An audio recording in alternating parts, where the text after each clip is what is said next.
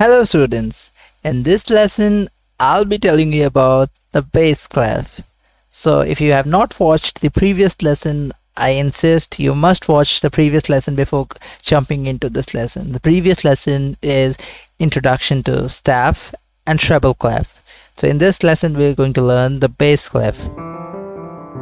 So the bass clef is our left hand.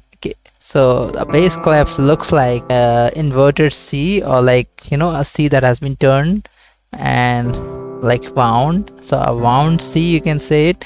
Okay. So in this lesson I'll be telling you how to read your bass clef. So bass clef means you have to use your left hand, and this is your first finger of your left hand, second finger of your left hand, third finger of your left hand, fourth finger of your left hand, and fifth finger of your left hand. So you have to use your left hand to play it. So we're going to play from C2 with our left hand. We're going to take our pinky and press the C2 on your bass clef, on your lower side of the piano.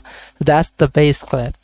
So bass clef tells you nothing, but it tells you to play with your left hand and from the lower side of the piano, that is C2. So I'm playing that with my left hand.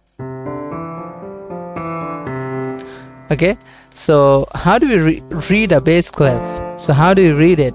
How do you go about and read it? So just like we did our treble clef, the notes on the bass clef are different than your treble clef. So watch carefully how I play it and how I explain it. So any note that falls on the first line of your bass clef is a G note. Any note that falls on the first line of your bass clef is a G note. Can you see it? So this is your bass clef. So it's G1. You play G1. If you don't understand G1, C1, D1, go and watch all the lessons that are before it. So introduction to the keyboard, black keys, introduction to staff, and then you can come back to this video. So G1 is the note that falls on the first line of your bass clef. G1. So any note that falls on the first line of your bass clef is the G note. Any note that falls on the second line of your bass clef is a B note. Any note that falls on the third line of your bass clef is a D note. Any note that falls on the fourth line of your bass clef is a F note. That's F2. Any note that falls on the last line of your bass clef, fifth line, is your A note. So we have G.